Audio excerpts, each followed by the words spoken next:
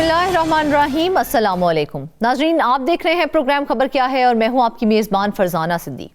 आज के प्रोग्राम में 3 अहम मौज़ूआत पर हम बात करेंगे और उन पर सवालात भी उठाएंगे। सबसे पहले बात करेंगे PIA के हवाले से। PIA को एक बार फिर से शर्मिंदगी का सामना करना पड़ा है जब उसका एक और फिजाई मेज़बान मुबैना तौर पर कनाडा में गायब हो गया और परवाज़ उसके बगैर ही वापस आ गई। ये वाक़या PIA के मुलाजमीन के बैरून मुल्क लापता होने के बढ़ते हुए रुझानात की अक्कासी करता है, जिससे कौमी एयरलाइन की कारकर्दगी और नज़्मो ज़ब्त पर सवालात उठते हैं। मजीद इस मामले पर बात करने के लिए हमें ज्वाइन करेंगे नुमाइंदा ख़ुसूसी इस्लामाबाद रियाजुल हक। जबकि प्रोग्राम के दूसरे हिस्से में हम आपको बताएंगे कि पंजाब हुकूमत की तरफ से गुज़िश्ता 2 बरसों में सूबा भर में माहौलियाती आलूदगी के हल और बेहतरी के लिए 30 अरब के फंड्स रखे और इस्तेमाल भी किए गए हैं, लेकिन फिर भी लाहौर आए रोज दुनिया का आलूदा तरीन शहर का एजाज जो है वो आज भी कायम रखे हुए हैं। मजीद इस पर बात करने के लिए हमें ज्वाइन करेंगे नुमाइंदा ख़ुसूसी लाहौर अनवर हुसैन सुमरा साहब। नाज़रीन, प्रोग्राम के आखिरी हिस्से में हम रुख करेंगे मुल्तान का, जहां पर दीगर महकमों की तरह महकमा लाइव स्टॉक की कीमती अराजी पर भी मुबैना कब्जों का इंकशाफ सामने आया है। सूबे भर में मजमूई तौर पर हजारों एकड़ रकबे पर लाइव स्टॉक के पट्टेदार काबिज हैं। इस मामले पर बात करने के लिए हमें ज्वाइन करेंगे नुमाइंदा मुल्तान ज़हीर अब्बास। तो चलते हैं आज की पहली खबर की जानिब। नाज़रीन, आज के प्रोग्राम में हम बात करेंगे PIA को दरपेश उस गैर मामूली बहरान की जिसने ना सिर्फ कौमी एयरलाइन की साख पर सवालात खड़े कर दिए हैं बल्कि एविएशन सेक्टर में भी तशवीश पैदा कर दी है। कनाडा जाने वाली परवाजों पर तैनात PIA के अमले के सियासी पनाह लेने के बढ़ते हुए वाकयात, आखिर हकीकत क्या है? कौन लोग अमले को बैरून मुल्क रहने पर उकसा रहे हैं और कौमी इदारा इस सूरत हाल से निमटने के लिए क्या इकदाम कर रहा है? आइए इसी अहम मामले पर गुफ्तगू का आगाज करते हैं। हमें ज्वाइन किया है नुमाइंदा ख़ुसूसी इस्लामाबाद रियाजुल हक ने। रियाज, सबसे पहले ये बताइए कि PIA के अमले का कनाडा में सियासी पनाह लेना, ये रुझान अचानक से इतना क्यों बढ़ गया है? जी बहुत शुक्रिया फरजाना। तकरीबन पिछले साल जो है वो अच्छी खासी बड़ी तादाद में लोग गए थे, इस साल भी कुछ अफराद गए हैं और ये सवाल इंतहाई अहम है कि इतनी बड़ी तादाद में लोग क्यों सियासी पनाह ले रहे हैं। तो हम थोड़ा सा इसका ब्रेक डाउन कर लें। लास्ट वीक हमने एक शो किया था जिसमें हमने जो मुल्क से बाहर जाने वाले लोग हैं और जो लोगों को ऑफलोड किया जा रहा है और अब तक जो है वो कितने 13-14 लाख जो लोग हैं, अफराद हैं, वो बैरून मुल्क जा चुके हैं रोजगार के सिलसिले में। ये पिछले 3 सालों की बात है, शायद बल्कि 21 माह की, यानी तकरीबन 2 साल से भी कम का अरसा था।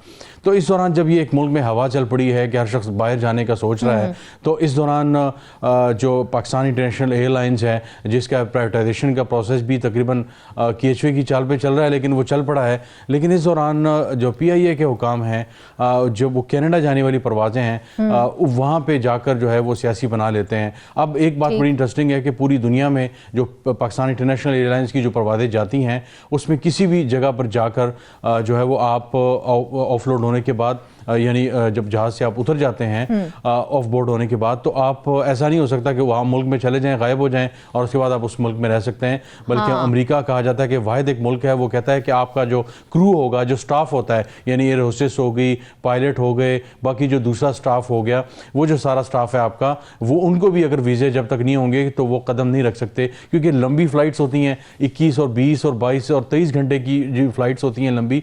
तो उसमें ये होता है कि इन फ़्लाइट्स को अगर कहीं कनेक्टिंग भी होती है, कहीं रुकना भी पड़ता है, लेकिन उसके बाद ज़ाहिर वो जाते हैं तो लंबा सफ़र होता है, क्रू को आराम की ज़रूरत होती है, तो वो होटल जो है वो उतरते हैं।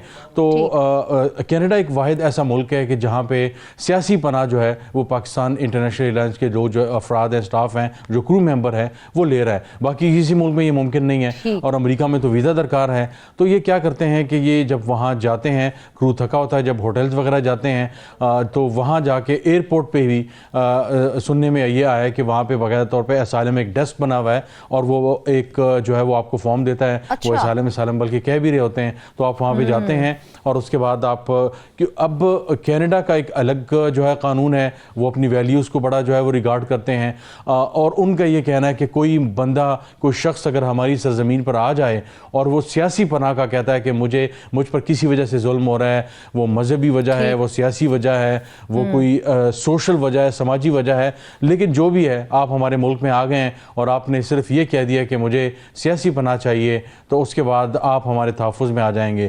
تو اس کے بعد کیا ہوتا ہے کہ جو پاکستان پی آئی اے کے اب تک جو اراکین ہیں پچھلے چند سالوں میں 22 افراد جو ہیں وہ سیاسی پناہ لے چکے ہیں، جو ظاہر ملک کے لیے اور انٹرنیشنل ایئر لائن کے لیے بڑی بدنامی کا باعث ہوتا ہے، کیونکہ اس سے آپ کی جو سٹاف ہے اس کو شک کی نگاہ سے تو دیکھا ہی جاتا ہے۔ لیکن کیا یہ کنفرم اعداد و شمار ہے کہ اب تک واقعی 22 عملے کے ارکان جو ہیں وہ ملک چھوڑ کے جا چکے ہیں، یا یہ تعداد مزید بڑھنے کا خدشہ بھی موجود ہے؟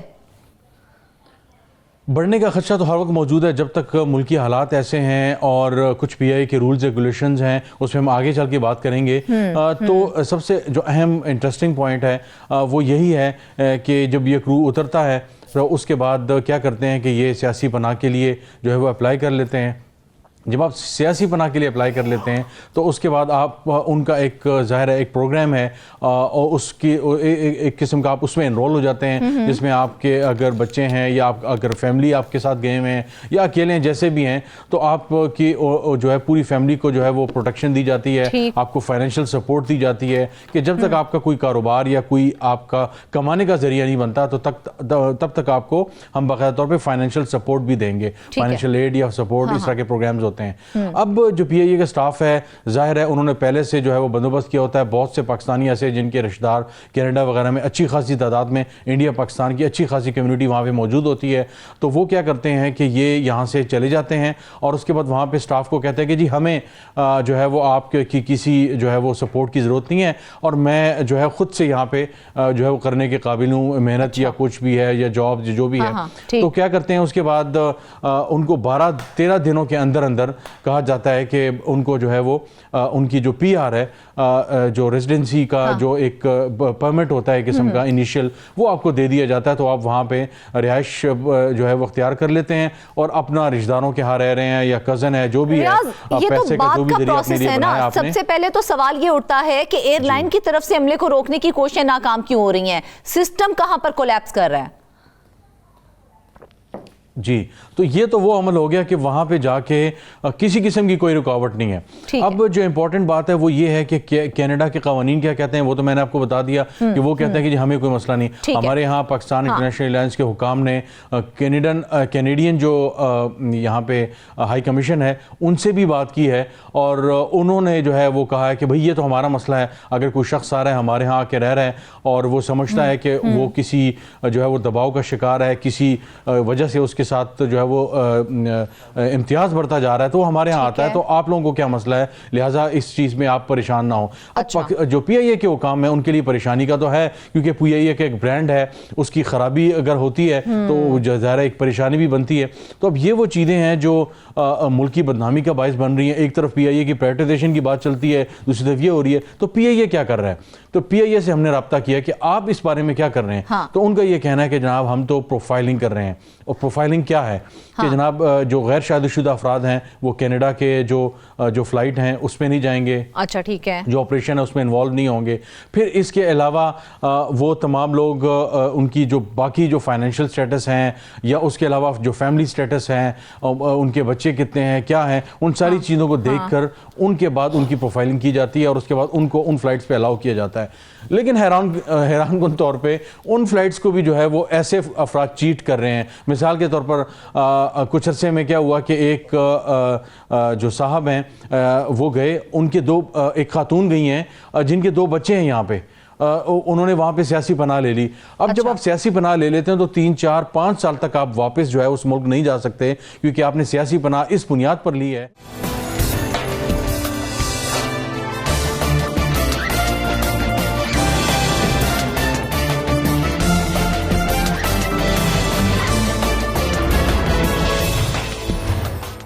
وہاں پر سیف نہیں ہے، سم ٹائم تو یہ ہوتا ہے لائف ٹائم کے لیے آپ پاکستان واپس نہیں آ سکتے ہیں۔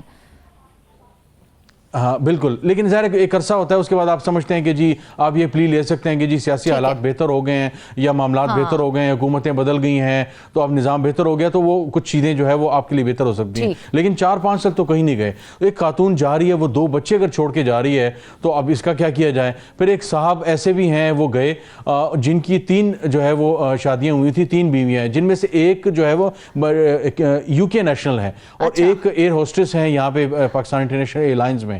تو یہ اگین بڑی حیرانی کی بات ہے کہ ایک ایسے اگر لوگ جا رہے ہیں تو پھر کیا کریں. تو پی آئی اے لٹرلی اس معاملے میں بے بس ہے. کیا فائدہ جہاں پر آپ یہ والی پریکاشنز بھی لے رہے ہیں کہ شادی شدہ لوگوں کو بھیجنا ہے, غیر شادی شدہ لوگوں کو نہیں بھیجنا ہے, لیکن یہاں پر تو 3 شادیوں والے بھی جا رہے ہیں.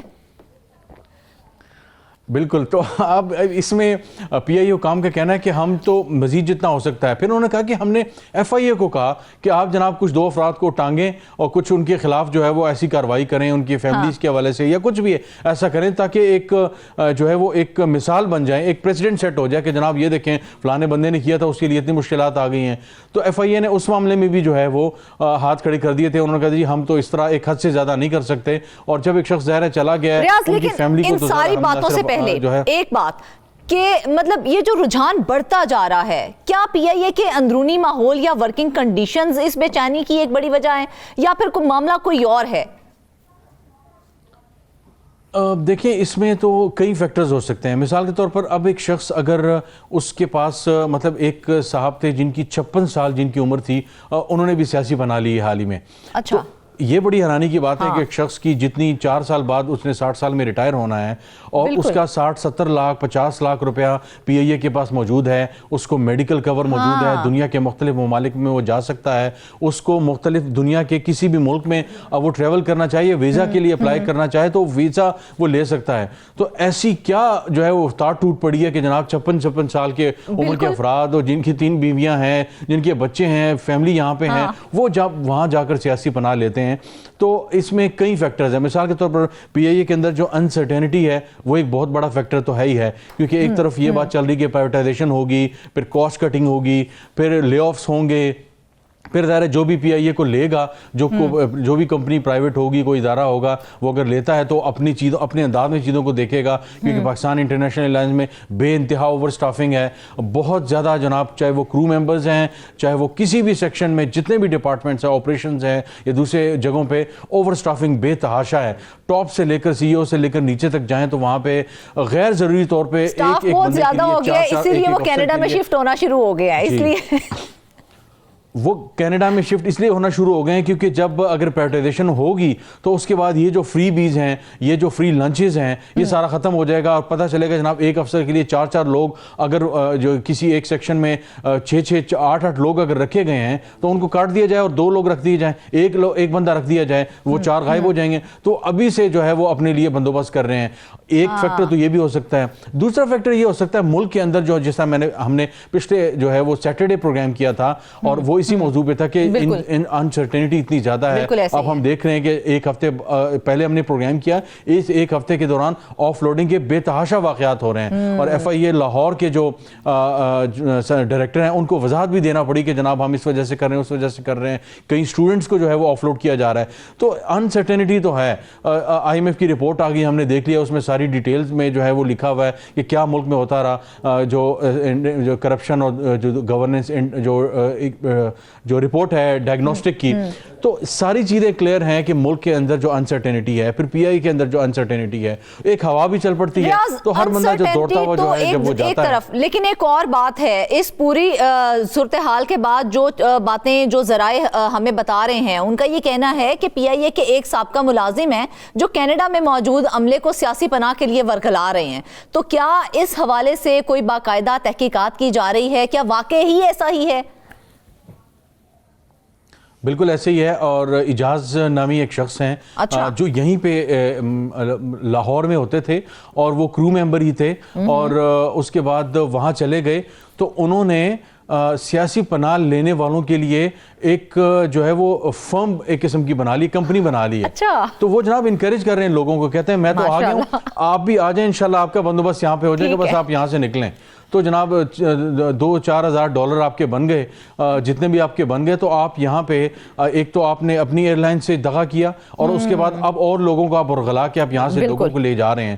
تو یہ بھی ایک بہت بڑا فیکٹر ہے. تو آپ نے ایک کمپنی بنا لی اور آپ کہتے ہیں جناب آئیں, آپ یہاں پہ کوئی مسئلہ نہیں ہے, ایئرپورٹ پہ آپ کو ریسیو کریں گے اور اس کے بعد آپ کا کیس ہم لڑیں گے اور آپ کو سیاسی پناہ بھی مل جائیں گی, بہترین مستقبل آپ کا انتظار کر رہا ہے کینیڈا میں. لیکن ظاہر ہے کینیڈا میں حالات ایسے نہیں ہیں. ان کے حوالے سے کوئی کارروائی عمل میں لائی جا رہی ہے یا سوچا جا رہا ہے کہ ان کے خلاف بھی کوئی کارروائی کی جائے؟ نہیں, ان کے حوالے سے تو کوئی کارروائی اس لیے نہیں ہو سکتی کیونکہ انہوں نے وہاں پہ سیاسی پناہ لے لی, وہاں کی پی آر ان کو مل گئی. اب جب ان کو سب کچھ وہاں کا ہو گیا تو انلیس کو بہت بڑے کرمنل چارجز ہوں, اور ہمارا شاید کینیڈین جو ہے وہ گورنمنٹ کے ساتھ کوئی قیدیوں کے تبادلے کا بھی اس طرح کا کوئی قانون وغیرہ بھی ہمارا نہیں ہوا ہوا, معاہدہ وغیرہ FIA کا یا حکومت پاکستان کا انٹیریئر منسٹری وغیرہ کا. تو مطلب انلیس کہ بہت بڑا کوئی کرمنل آپ کے پاس کوئی موجود ہو کہ یہ جو چیزیں ساری موجود ہیں, مثال کے طور پر لوگوں کو بلا رہے ہیں, تو لکھت پڑھت میں تو یہ نہیں ہے. یہ سننے میں آ رہا ہے کہ طارق کو, عدنان کو, انعام کو, فلاں کو انہوں نے یہ کہا کہ جناب ان کو اپروچ کیا جا رہا ہے. کون اپروچ کر رہا ہے؟ فلاں صاحب اپروچ کر رہے ہیں. تو یہ بھی ایک ایشو جو ہے وہ بڑا پریشان کن ہے. لیکن ایک اور ایشو بھی ہے کہ یہاں پہ PIA کے اندر بھی کچھ لوگ ایسے موجود ہیں جو کچھ انٹرنل پولیٹکس اس کو الزام دے رہے ہیں, اور کچھ لوگ یہ کہہ رہے ہیں کہ جناب جو CEO ہیں ان کے قریبی لوگ اور پھر اسلام آباد, لاہور میں کچھ ایسے لوگ موجود ہیں جو اس چیز کو جو ہے وہ باقاعدہ طور پہ مطلب روکنے میں کوئی بہت بڑا کردار ادا نہیں کر رہے. ہم کوشش کریں گے آنے والے دنوں میں, ہمارے پاس کچھ تفصیلات موجود ہیں, لیکن ہم نے سوچا کہ اس کو ذرا علیحدہ کر کے صرف باقی معاملات کو دیکھا جائے. تو اس معاملے پہ ہم دوبارہ بھی رپورٹ کریں گے. سوچنے والی بات ہے کہ سنجیدہ ہے, بہت سنجیدہ معاملہ ہے, باتیں جا رہی ہیں اس معاملے میں. بالکل ایسے ہی ہے. لیکن قومی ایئر لائن کی ساکھ پر اس پوری صورتحال کے کیا اثرات پڑ رہے ہیں؟ بین الاقوامی سطح پر بھی کوئی رد عمل سامنے آیا ہے یا نہیں آیا ہے؟ دیکھیں, اس کا جو سب سے بڑا نقصان ہے فرزانہ, وہ ایک تو سب سے بڑا یہ ہے کہ آپ ملک کی بدنامی کا باعث بن رہے ہیں کہ جی پاکستان کے جو لوگ ہوتے ہیں وہ تو اس طرح کے ہوتے ہیں, وہ تو تیار بیٹھے ہوئے ہیں اور وہ تو جناب سب کچھ کرنے کو تیار ہیں. ہم نے جیسے میں نے کہا کہ بار بار میں کہہ رہا ہوں کہ پچھلے پروگرام میں ہم نے ڈسکس کیا تھا کہ سعودی عرب وغیرہ کی طرف سے حال ہی میں ابھی 2 دن پہلے جو سینٹ کی اسٹینڈنگ کمیٹی انٹیریئر کی, اس میں باقاعدہ طور پہ بتایا گیا کہ UAE آلموسٹ ہمارے ویزوں پہ جو ایک قسم کی پابندی ہے وہ لگانے والا ہے. مطلب پہلے نہیں دے رہا. جیسے میں نے اس سے پہلے بھی میں کہہ چکا ہوں کہ ایک مرتبہ ایک ایمبیسی میں ایک صاحب نے کہا کہ UAE کی ایمبیسی کا انہوں نے کہا کہ کوئی 300-400 لوگوں نے اپلائی کیا ہوا ہے, لیکن صرف 4 لوگوں کو بلایا گیا ہے. تو اب جو ہے وہ پابندیاں UAE کی طرف سے مزید شاید آنے کا امکان بھی ہے اور شاید بند ہو جائیں معاملات. ٹھیک ہے, یہ تو پابندیاں ریاض دیکھا جائے تو لگیں گی کی, لیکن اس صورتحال کو روکنے کے لیے حکومت, PIA, انتظامیہ اور بیرون ملک اداروں کے درمیان آخر کیا کوئی تعاون کیا جا رہا ہے یا پھر آپ سمجھتے ہیں کہ تعاون ضروری ہے؟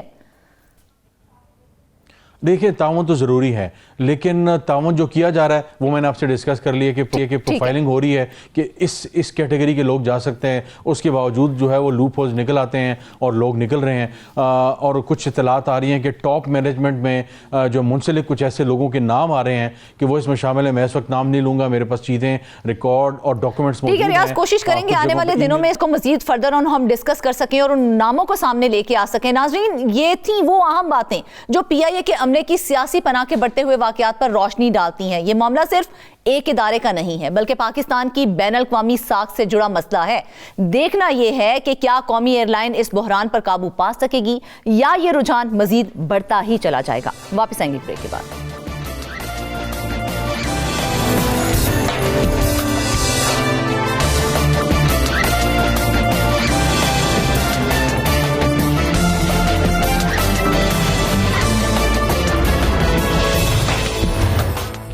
ویلکم بیک ناظرین. اب ہم بات کریں گے اس بحران پر جس نے لاہور کو دنیا کے آلودہ ترین شہروں کی فہرست میں مستقل جگہ دے دی ہے. حکومت پنجاب گزشتہ 2 برسوں میں ماحولیاتی آلودگی کے حل کے لیے 30 ارب روپے خرچ کر چکی ہے. فصلوں کی باقیات جلانے پر مقدمات ہو رہے ہیں, اینٹوں کے بھٹے گرائے جا رہے ہیں, دھواں چھوڑنے والی گاڑیاں بھی پکڑی جا رہی ہیں, لیکن اس کے باوجود ایئر کوالٹی انڈیکس بار بار 400 سے اوپر جا رہا ہے، بلکہ 27 نومبر کو تو یہ 500 تک بھی پہنچ گیا تھا۔ آخر غلطی کہاں ہو رہی ہے؟ یہ جو آلودگی کی وجہ ہے، اس کی کیا اصل وجوہات ہیں اور اس بحران کا مستقل حل کیا ہو سکتا ہے؟ ہمیں جوائن کیا ہے نمائندہ خصوصی لاہور انور سمرا نے۔ سمرا صاحب، سب سے پہلے تو یہ بتائیے کہ 30 ارب روپے خرچ ہونے کے باوجود لاہور کی ایئر کوالٹی مسلسل بدتر کیوں ہو رہی ہے؟ مسئلہ وسائل کا ہے یا پھر حکمت عملی کا ہے؟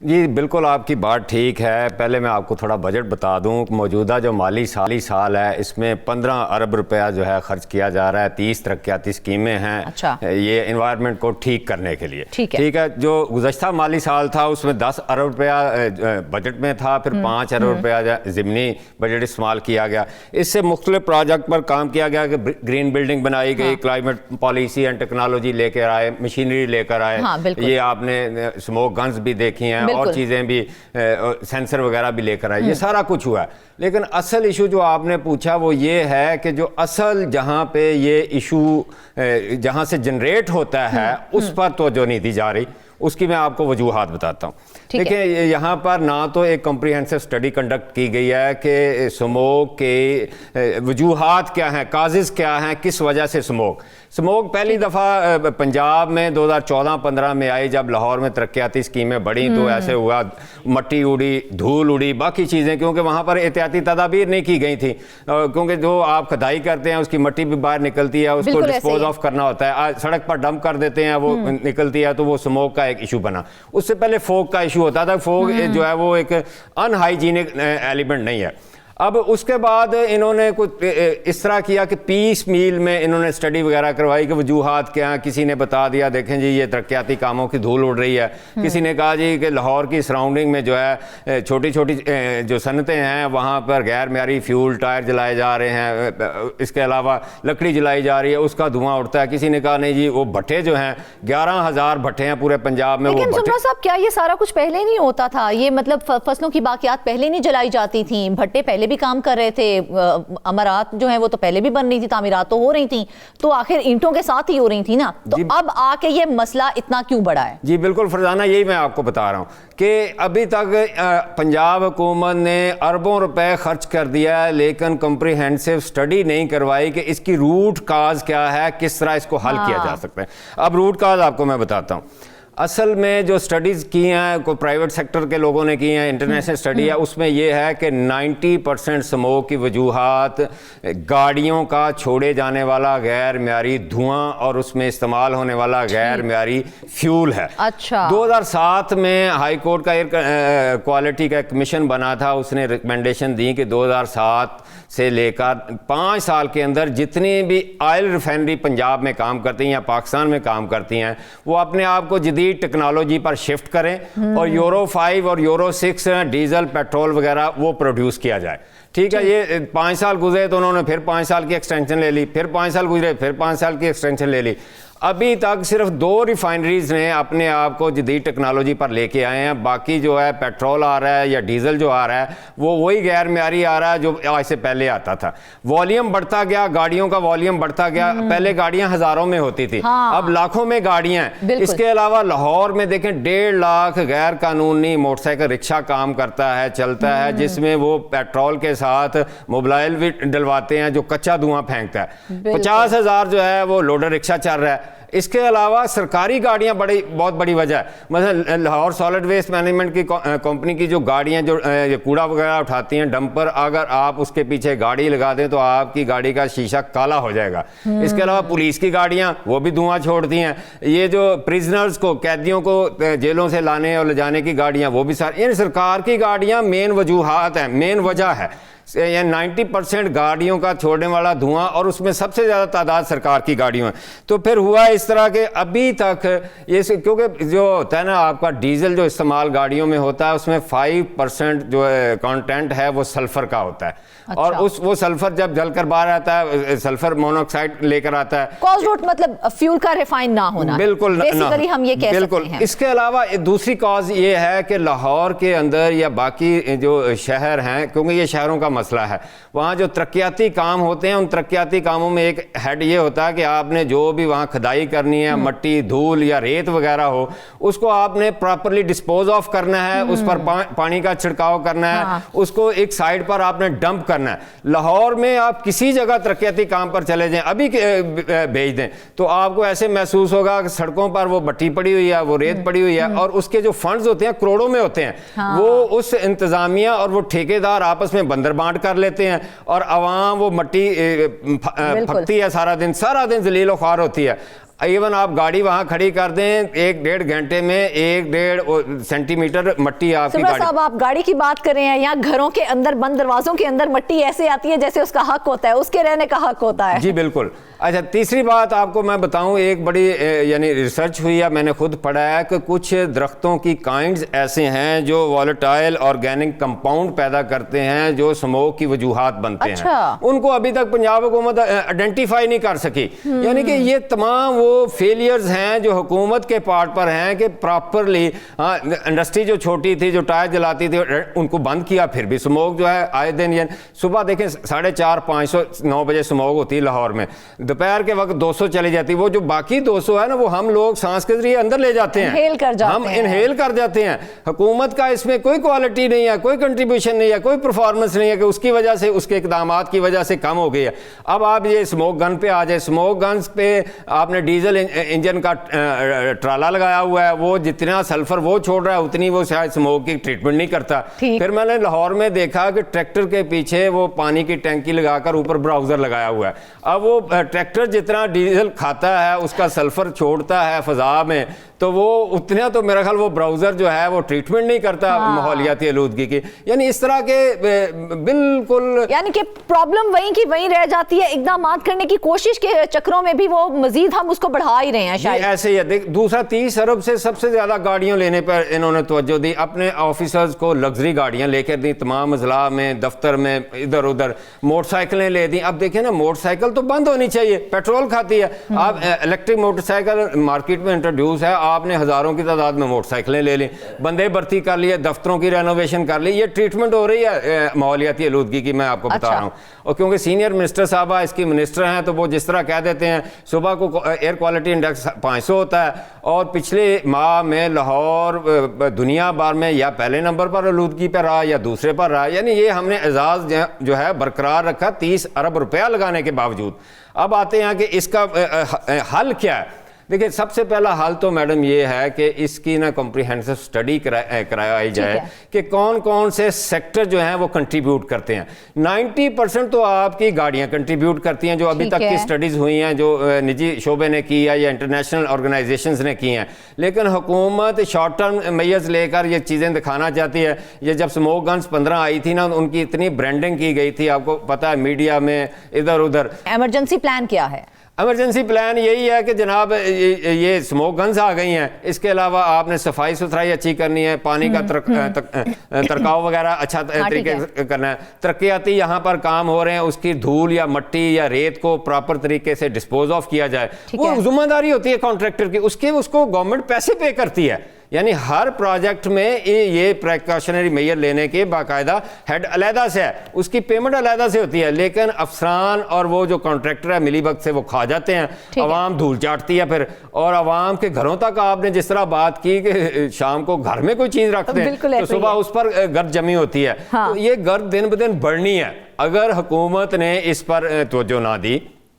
اصل ایشو پیسوں کا نہیں ہے, فنڈز کا نہیں ہے. کیا سمجھتے ہیں لاہور کی آلودگی کا ایک مستقل حل بڑے پیمانے پر شہری ماسٹر پلان کی تبدیلی اور اسموک کنٹرول زون کے قیام میں پوشیدہ ہے یا نہیں ہے؟ بالکل ہے. دیکھیں بالکل ہے. اس میں وجہ یہ ہے کہ آپ سب سے پہلے تو درخت لگائیں نا, ٹریٹمنٹ کریں. دوسری بات, آپ اپنی گاڑیوں کو ٹھیک کریں. دھواں چھوڑنے والی گاڑیاں یا اس طرح کر لیں کہ آپ جو ڈیزل یوز کرنے والی گاڑیاں ان کا داخلہ بند کر دیں لاہور میں.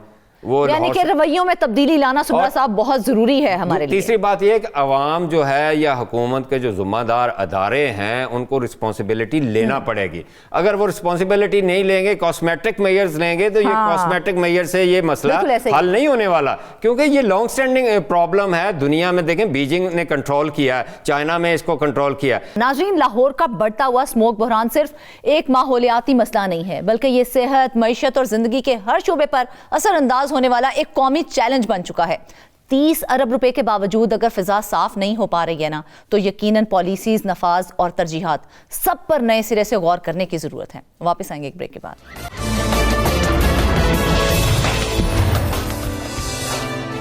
वेलकम बैक नाजरीन। अब हम बात करेंगे जनूबी पंजाब के उस संगीन मामले पर जिसने महकमा लाइफ स्टॉक की कारकर्दगी, सरकारी अराजी के तहफ़्फ़ुज़ और इंतजामी कंट्रोल पर संजीदा सवालात खड़े कर दिए हैं। सरकारी दस्तावेजात के मुताबिक सूबे भर में लाइफ स्टॉक की हजारों एकड़ कीमती जमीन पर पट्टेदारों और प्राइवेट अफराद के मुबैना कब्जे। आखिर ये सिलसिला बरसों से क्यों नहीं रोका गया है?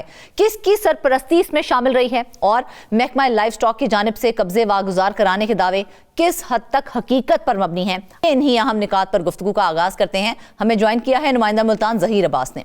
ज़हीर, सबसे पहले ये बताइएगा कि सूबे भर में 3636 एकड़ सरकारी अराजी पर मुबैना कब्जे, ये इतनी बड़ी गफलत आखिर कैसे मुमकिन हो गई और किसके कहने पे हुई?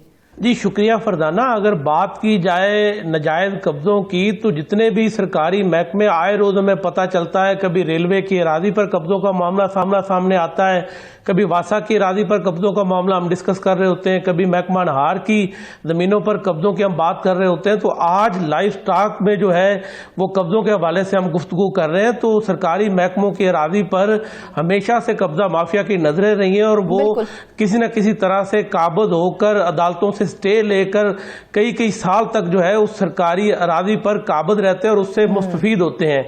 अब ये 3636 एकड़ जो रकबा है सूबा भर में, इस पर सबसे ज्यादा अगर बात की जाए तो वो जिला खानेवाल में जो लाइफ स्टॉक के तजर्बाती फार्म है वहां पर कब्जे हैं। यहाँ पर एक जो तजर्बाती फार्म है उसकी जो रकबा है वो 1747 एकड़ है जिस पर कब्जे हैं। अंदाजा करें कि एक तजर्बाती फार्म है खानेवाल में और इतनी बड़ी तादाद में वहां पर जमीनों पर कब्जे हो चुके हैं। ये सिर्फ खानेवाल तक महदूद नहीं है। बहावलपुर की बात की जाए तो बहावलपुर में 25 एकड़ ऐसे भी हैं जिस पर 1982 से प्राइवेट शख्स जो है वो काबिज है। अंदाजा करें कितने बड़े पैमाने पर जो लाइफ स्टॉक की अराजी है उस पर कब्जे हो रहे हैं। लाइफ स्टॉक का आपको पता है कितना अहम महकमा है कि यहाँ पर इसका जो काम है लाइफ स्टॉक का वो यही है कि जानवरों की अफजाइश नस्ल करना, दूध की प्रोडक्शन को बढ़ाना, साथ साथ गोश्त की जो पैदावार है उसको बढ़ाना। तो इतना अहम इदारा है। इन्होंने जो भी जहाँ भी रिसर्च सेंटर कायम किए गए, तजर्बाती फार्म कायम किए हैं, तो साफ है जानवरों को चारा खिलाने के लिए जमीन की जरूरत है। जमीन होगी तो चारा काश्त होगा और वो जानवरों को जो है वो खिलाया जाएगा। तो इतनी संगीन बेज़ाब्तियां जो है वो लाइफ स्टॉक अमले की मुबैना मिली भगत इसको कहें, इंतजामी गिरफ्त में वो डील कहें या जो भी कहें, ये काफ़ी अरसे से जो मसला है वो इल्तवा का शिकार है। 2021 में जो है वो आर्डर हुकाम ने भी सिफारिश की थी कि तमाम रकबा जो है सूबा भर में जिस पर कब्जे हैं उसको बागुजार करवाया जाए। उन्होंने ये भी सिफारिश की थी कि जो ज़िले इंतजामिया है और साथ साथ जो पुलिस है उनकी मुआवनत हासिल की जाए। जहां पर कोर्ट केसेस हैं तो उसकी मुनासिब पैरवी की जाए ताकि जितना भी सरकारी रकबा जो लाइफ स्टॉक का जिस पर कब्जे हो चुके हैं गुज़श्ता कई सालों से उसको वागुजार करवाया जाए। ज़हीर, आप बता रहे हैं कि खानेवाल में लाइफ स्टॉक फार्मों पर सबसे ज्यादा कब्जे सामने आए हैं, तो क्या यहाँ पर किसी किस्म की मुनज़्ज़म सरपरस्ती या मुकामी सतह की मिली भगत के शवाहिद भी मिले हैं? जी साफ जाहिर है बासर अफराद जो है वही कब्जे कर सकते हैं। उन्हें मुबैना तौर पर कहीं ना कहीं से सियासी पुष्टपनाही भी हासिल होती है। अगर उनकी कोई सरपरस्ती करने वाला ना हो तो आम बंदा तो किसी का 1 इंच रकबा जो है उस पर भी कब्जा करने का नहीं सोच सकता। तो यहाँ पर ज्यादातर जो अफराद हैं उनके बारे में यही बताया जा रहा है कि वो बासर अफराद है। 1747 एकड़ जो है पहले तो उन्होंने जमीन पटे पर हासिल की, यानी कि वो लीज पर हासिल की। जब लीज पर हासिल की तो कई साल तो वो काश्त करते रहे। उसके बाद उन्होंने लीज की जो रकम है वो अदा करना भी छोड़ दी। अदम अदायगी पर उन्हें जो है जमीन खाली करने का कहा गया, मगर उन्होंने जमीन खाली नहीं की, मुसलसल जो है वो कब्जा उन्हीं के पास है। इस तरह अगर दीगर फार्म की बात की जाए तो वहां पर यहाँ पर एक इलाहाबाद खानेवाल का नवाई इलाका है, वहां पर भी 1319 एकड़ रकबा जो है वो भी कब्जा माफिया के चुंगल में है। اندازہ کریں کہ صرف خانے وال میں ہی 3000 ایکڑ سے زائد کا یہ رقبہ بنتا ہے جس پر قبضہ مافیا کافی عرصے سے قابض چلتا آ رہا ہے. اب اس میں دو طرح کے قبضے ہیں. ایک تو وہ قبضے ہیں کہ اگر آپ نے زمین لیز پر دی تو جنہوں نے لیز پر حاصل کی انہوں نے ہی کچھ عرصہ ادائیگی کی آپ کو, اس کے بعد انہوں نے قبضے کر لیے. دوسرے ایسے لوگ ہیں جو پرائیویٹ لوگ ہیں جنہوں نے لیز پر زمین بھی حاصل نہیں کی, انہیں پتا چلا کہ سرکاری زمین خالی پڑی, انہوں نے قبضے کر لیے. اس کی سب سے جو بڑی مثال ہے وہ میں آپ کو دیتا چلوں کہ چک ہے 3710R, وہاں پر 97 افراد نے مل کر جو ہے وہ 40 ایکڑ جو رقبہ ہے اس پر قبضہ کیا. اندازہ کریں کہ انہیں پتا چلا کہ بھائی یہ 40 ایکڑ رقبہ جو ہے یہ خالی پڑا ہے, انہوں نے آہستہ آہستہ اس پر قبضہ کرنا شروع کیا. تو اس طرح کے معاملات جو ہیں وہ زیادہ تر جنوبی پنجاب میں ہیں. اپر پنجاب کی بات کی جائے تو اپر پنجاب میں کچھ علاقوں میں کسی جگہ 200 کنال ہے, کسی جگہ 30 ایکڑ ہے. کہ کئی فارمز پر پرائیویٹ افراد نے برسوں سے قبضہ جما رکھا ہے, تو یہ لوگ کون ہیں؟ یہ قبضے قانونی طور پر کیسے ممکن ہیں؟ جی قانونی طور پر تو ہرگز ممکن نہیں ہے. وہی بات ہے نا کہ انتظامی گرفت مضبوط نہ ہونے کی وجہ سے قبضے ہوئے. اگر مؤثر پیروی کی جائے اپنی زمینوں کی طرح, اگر ایک بندہ ذمہ دار ہے تو روزانہ کی بنیاد پر اپنی زمینوں کا چکر لگاتا ہے, یا اس نے ایک سٹاف ہائر کیا ہوتا ہے کہ جو روزانہ کی بنیاد پر زمینوں کی دیکھ بھال کرتا ہے.